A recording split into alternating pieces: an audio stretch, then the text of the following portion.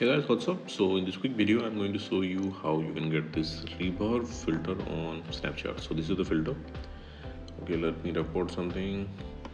Hello, 1 2 3 1 2 3 3 1 2 3. Okay, this was the filter. Let me remove this first.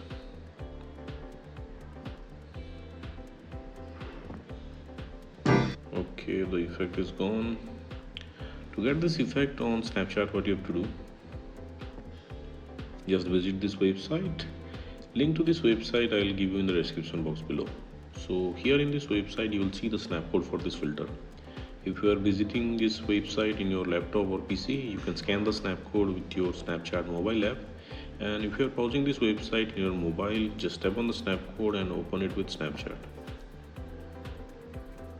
Okay, and that's it, you got the filter. So that's it guys, likewise you can get this effect on Snapchat. So thanks for watching the video guys, see you in the next video.